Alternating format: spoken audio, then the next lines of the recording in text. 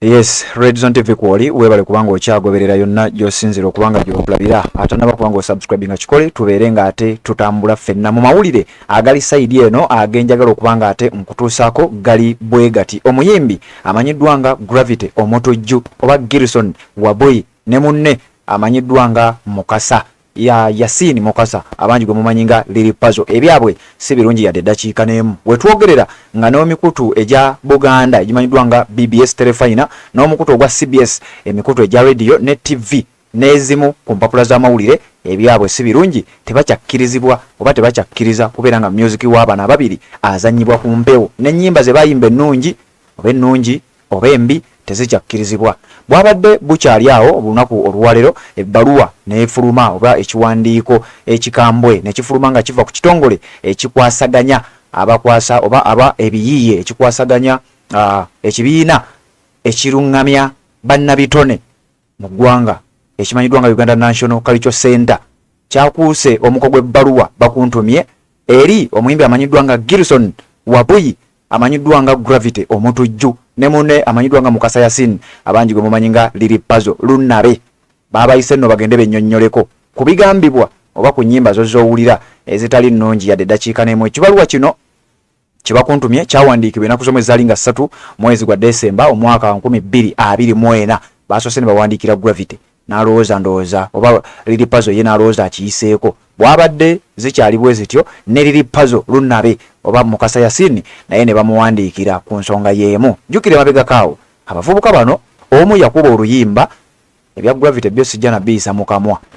omulala ono amanyiddwa nga Lili Puzzle era naye n'akuba oluyimba muzimanye ennyimba zaabwe kakati no bana ababiri ebyabwe birabika bitabuse era kaweddemu nga bwennyinza okuba nga nkugamba gwampuliriza. Ngenda kukusomera wano ekiwandiiko ngenda kuwa n'akatambi akalaga nti tubadde tukyali ku bya kitongole ekibakwataganya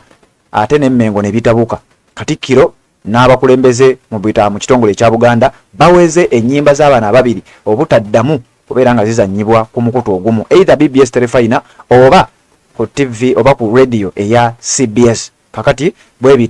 bitambudde gwe ampuliriza ku mukutu ogwa Red Zone TV kugambi gwe atanaba kubanga osubscribinga kirira wansawo olaba ekigambo subscribe tubeere nga ate tutambula ffenna. Ennaku z'omwezi nga 3 mwezi gwa Desemba omwaka 2024 ekitongole ekimanyiddwa nga UNCC oba Uganda National Cultural Center ekitongole kitaba abayimbi bannakatemba n'ebintu ebirala ebifaanana saidi awo bawandiikira ebbaluwa eno nga bagiweereza eri Mr. Gilson Waboyi aka Gravity Omotujju ne Mr. Mukasa Yasini aka Lili Puzzle lunnabe ne bagamba nti bwe bati invitation for a meeting in regards to vulgar content nga tubayita ku bigambibwa oba tubayita okubeerawo mu meeting egenda okutuula ku bigambibwa nti mulina music gwe mukuba ekyamazima nga awemula ebigambo tebiyisika mu kamwa tubayise mujje mubeere nga mwennyonnyolako. Greetings from Uganda National Cultural Center UNCC. In the capacity of our mandate is to preserve, promote and popularize art and culture locally and internationally. I am delighted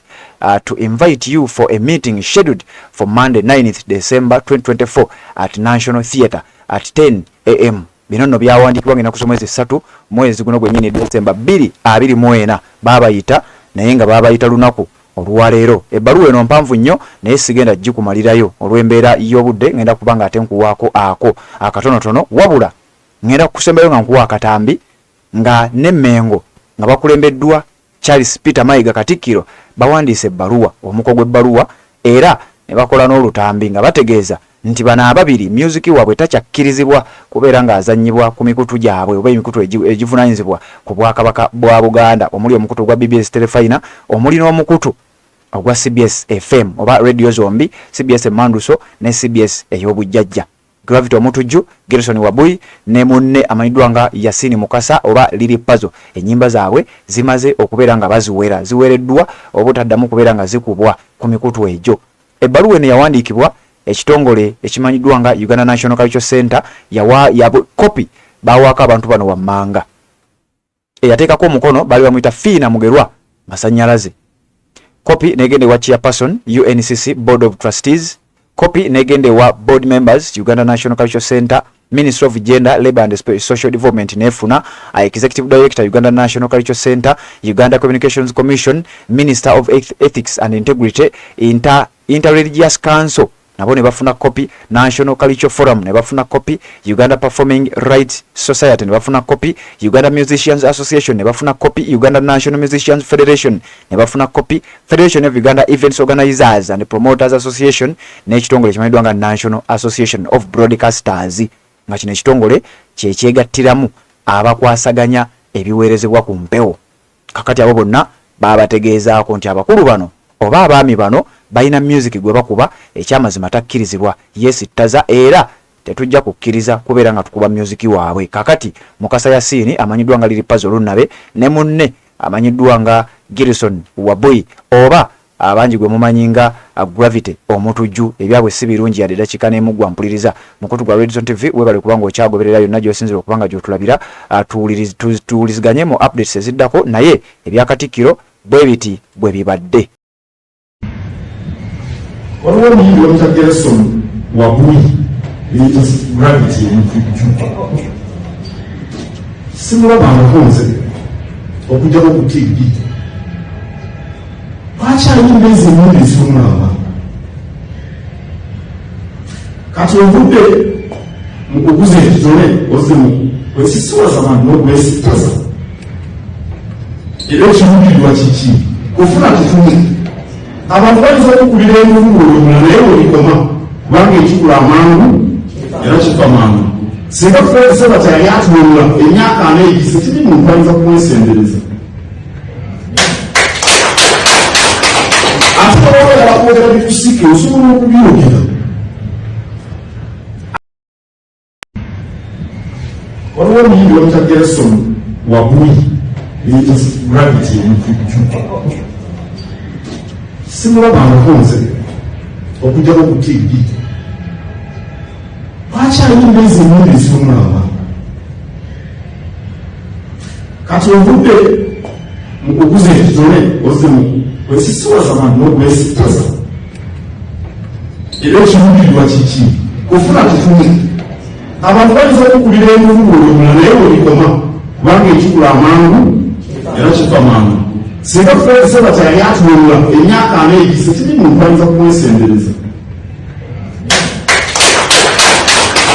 ate oba yabakwogera bikusike osobola okubyogera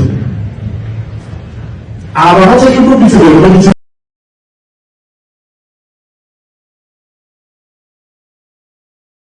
Assalamu alaikum warahmatullahi wabarakatuh. Amanya n'eddoboozi Haji Abdul omusomi w'edduwa nkola ku nsonga ez'enjawulo emirimu nga gikutataganyeko ebyenfuna byo nga bidobonkanye n'oba oli bweru wa ggwanga emirimu gya kucankalanako jangu kusomere ku dduwa okuvudda nedda edduwa zaabaawo edduwa zisomibwa omuntu n'oterezebwa mu mbeera yonna ebadde ekwesibyeko akanyaaga. Nina ekyoto kye nsobola okukumira wadde oli bweru wa ggwanga nga toli kumpi wano n'ofuna omukisa ogwo nawe n'osomerwako ku dduwa nga nkuteddeko n'akabaani Allah ajja kusaasira ajja kwanukula. Kuba ku namba yange y'essimu 0752